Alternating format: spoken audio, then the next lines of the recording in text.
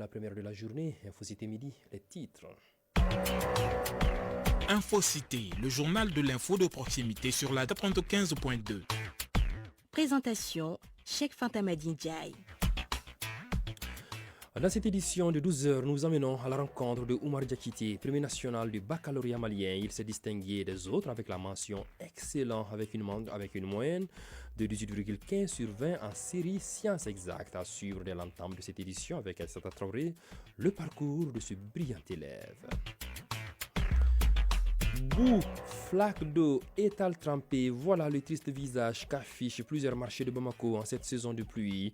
Impuissants, vendeurs et clients affrontent ce phénomène tout au long de la saison. Apolline Koné pour la chaîne 2 est allé toucher du doigt la problématique de près à suivre en toute fin d'édition. Et dans l'actu international, nous accueillons en direct dans ce studio du 26 mars Khadija Traoré. Khadija, bonjour. Bonjour, Cheikh. Avec vous, nous irons où aujourd'hui? Alors, nous allons commencer par la Côte d'Ivoire où un accident de circulation a causé des morts et des blessés. Ensuite, en RDC, le ministère public requiert 1 an de prison ferme à l'encontre de François Béa. Et enfin, en Centrafrique, Faustin Archange Touadéra se présente pour un nouveau mandat. De tout ça, nous en parlerons dans quelques instants. Voilà donc ce qui vous attend pour le prochain quart d'heure. Installez-vous confortablement pour suivre une session d'infos certifiées crédibles à Infocité Midi. Le développement, c'est tout de suite, juste après ces jingles. Encore une fois, merci d'avoir choisi la chaîne 2 pour vous informer. Bonjour, c'est un réel bonheur de vous savoir fidèle à ce programme d'information. Oumar Diakité, avec une moyenne de 18,15 sur 20 en série sciences exactes, est le premier national du baccalauréat malien session de juin 2025. Il s'est distingué des autres avec la mention excellent. Ce jeune homme assidu au travail, peu bavard et surtout bon musulman a marqué l'année par ses performances scolaires. Aïssata Traoré nous présente ce brillant élève au lendemain de la publication des résultats. Sur 199 449 candidats, il a raflé la première place et rentre ainsi dans la liste très sélective des premiers nationaux du baccalauréat malien avec 18,15 de moyenne et la mention excellent. Il s'agit de Oumar Diakité. Né en 2007 à Bamako, Oumar a commencé ses études à l'école Aimé avant de continuer au lycée Mamacham. Il tire sa force du soutien de ses camarades ainsi que de ses parents. Je travaille avec des amis en groupe, quoi. Donc le fait qu'on travaille en groupe d'exercice et tout, ça motive. Par exemple, si un jour on est un peu découragé, on n'a pas trop envie de travailler et tout, quand on a des amis comme ça, ils nous envoient des exercices, on va ensemble, on traite, ça motive, quoi. Premier national du bac, c'était son objectif. Toutefois, il avait des appréhensions. Pour être premier national, il faut travailler plus que tous les autres. Je sais quand même que j'ai un peu travaillé, mais je ne savais pas que c'était plus que tous les autres quand même. Surdoué en maths, Oumar est l'aîné de sa fratrie avec un père ingénieur et une mère fonctionnaire. Parents, homonymes et amis de la famille ont tous tenu à témoigner leur fierté. Oumar Sissoko, homonyme du premier national du bac 2025. Je suis très fier de mon neveu et de son fils et de l'éducation qu'ils ont donnée à leur enfant. Au lieu d'avoir 18, maintenant, il a 18-15, un peu 1,85. Il aurait eu 20 sur 20. Diakité Aïssata Sangaré, maire du premier national du bac 2025. Un peu fière, je suis surtout animée d'un sentiment de gratitude envers le Tout-Puissant. Oumar, c'est un enfant courageux, rigoureux dans le travail. Ahmed Maïga, imam à l'hippodrome. Oumar est très régulier dans ma mosquée, même à la prière de l'aube. Une chose rare pour les jeunes de son âge. Ce qui m'a le plus étonné, c'est qu'il donne de l'argent chaque fois pour notre caisse destinée aux orphelins. À son école, c'est la joie et la fierté également. Madina Ba, directrice de l'école Mamacham. Oumar est un élève studieux, courageux, rigoureux et surtout il a l'esprit d'équipe, très sérieux, très responsable. Il avait promis de surclasser son aîné qui fut premier en 2017 et il l'a fait. Oumar Diakité aspire désormais à faire ingénierie en génie civil comme son père. Il aime jouer au play et regarder des vidéos sur YouTube. Il déteste être dérangé lorsqu'il travaille. Voilà un exemple à suivre, que Dieu l'assiste alors.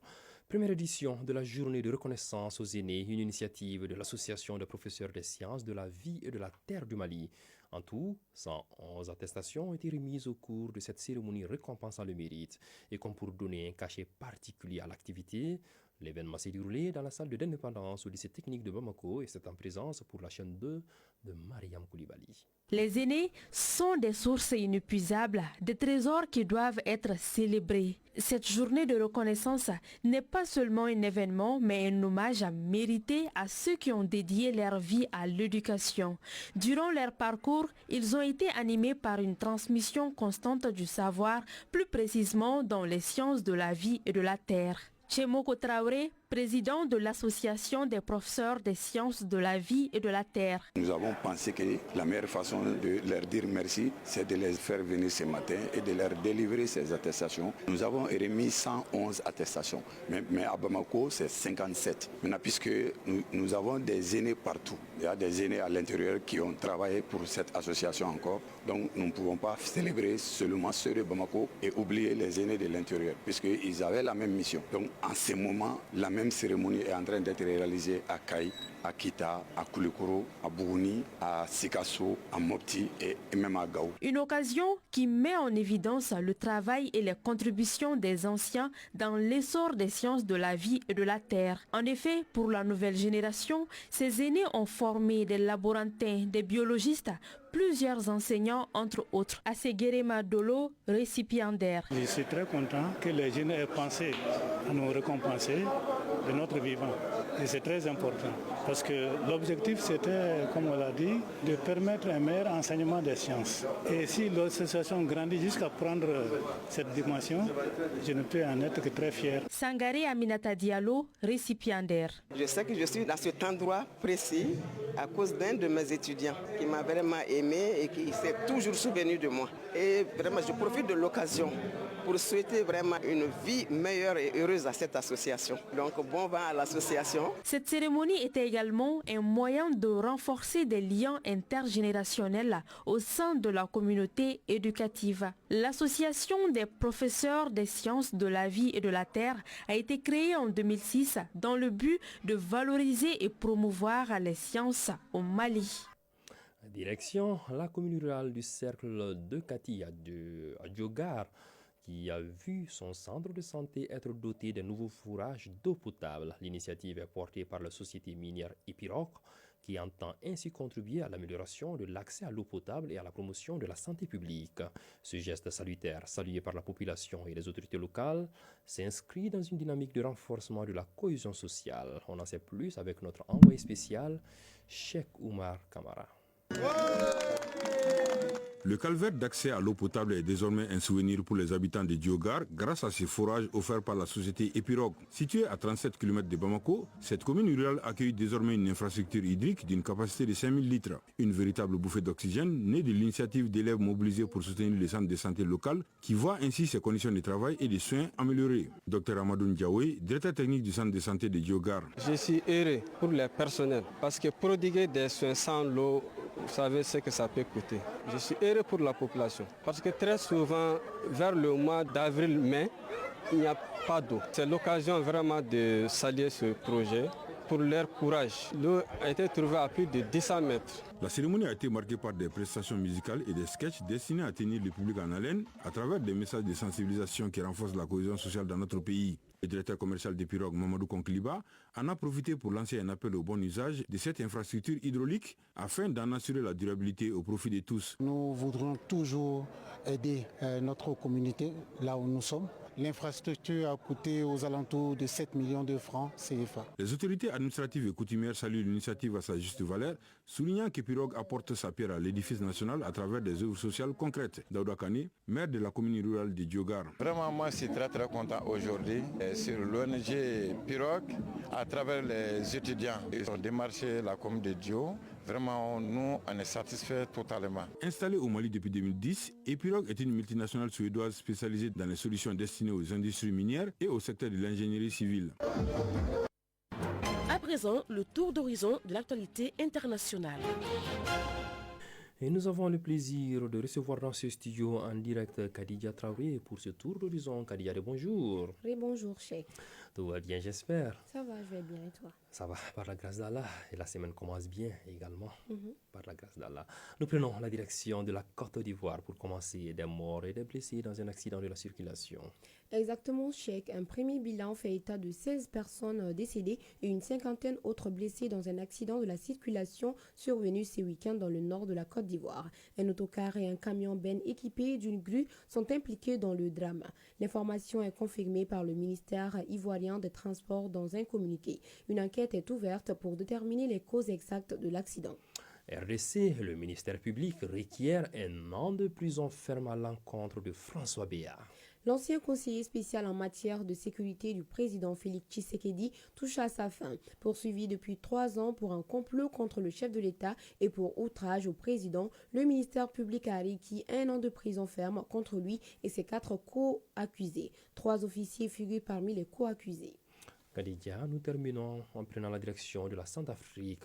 La candidature de Faustin Archange Touadéra pour un nouveau mandat divise. La candidature de Faustin Archange Touadéra à l'élection présidentielle de décembre prochain ne passe pas inaperçue. Officiellement investi par son parti, le mouvement Cœur Uni, le président centrafricain peut se présenter grâce à la constitution promulguée le 30 août 2023, qui marque l'entrée dans une nouvelle république. Une annonce qui divise déjà profondément la population à 5 mois des élections générales. C'est touché. Merci Khadija. Très belle journée à vous. Merci. On en vient à présent à notre dossier de ce lundi qui nous invite dans la boue et flaque d'eau des marchés de Bamako en cette saison de pluie. Lorsque les nuages s'assombrissent, la peur s'installe dans le ventre des vendeurs aussi bien que des clients. Entre débrouillardise et essoufflement, chacun s'adapte en sa manière. Apolline Koné, pour la chaîne 2, est allée toucher du doigt la problématique de près. Suivons ensemble. Entre flaques d'eau, sol glissant et marchandises mouillées, commerçants et clients se débrouillent pour passer la journée pendant l'hivernage dans les marchés. Chacun dans son coin s'adapte pour que la vie du marché ne s'arrête pas. Au marché de Niamakourakouani, Safiatou Traoré, vendeuse de condiments, est obligée de changer de méthode quand il pleut. Dès que la pluie tombe, je déplace tout, la table, les condiments et je les mets à l'abri. Sinon l'eau me fera des pertes. Comme Safiatou, beaucoup de vendeurs doivent réorganiser leur petit espace de vente chaque jour au rythme des nuages. Entre les gouttes et les flaques, les vendeuses à l'image des Aramatou Mariko tiennent bon. Ici, on fait ce qu'on peut. On couvre les condiments avec des sacs. On pousse des étals vers l'intérieur. Il faut vraiment du courage pour rester et pour pouvoir vendre, surtout sous la pluie. Même les clients sont fatigués. Ils marchent dans la boue, les pieds trempés, mais ils viennent quand même. Djeniba Koulibaly, une cliente, a aussi su s'adapter. Avec la pluie, je préfère acheter mes condiments pour plusieurs jours. Comme ça, je n'aurai pas besoin de sortir chaque matin, ni d'attendre que la pluie s'arrête pour aller au marché. Amiza Sanogo, vendeur de produits agroalimentaires au marché de Sabalibougou, expose devant sa boutique des sacs de mil, maïs, fonio, riz et autres pour attirer la clientèle. Il rencontre des difficultés en cette période d'hivernage. C'est compliqué pour moi pendant l'hivernage. Quand l'étoile fuit, je dois vite rentrer les sacs. Mais parfois, c'est trop tard. Certains sont déjà mouillés et une fois mouillés, les céréales s'abîment. Marché inondé, étal menacé, vendeurs mouillés, clients trempés. La saison des pluies n'épargne personne. La période nécessite courage et ingéniosité pour satisfaire ses besoins.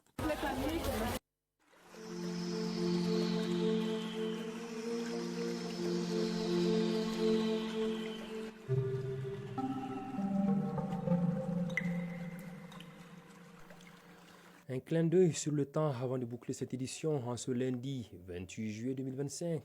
Le mercure affiche 28 degrés Celsius. La maximale attendue sera de 30 degrés. Faible pourcentage d'orage au cours de la journée. Et pour tâcher d'être complet, sachez que le coucher du soleil est prévu à 18h59 sur Bamako et environ. À pile 15 minutes passées de 12h, point final à cette édition que j'ai eu l'immense plaisir de vous présenter.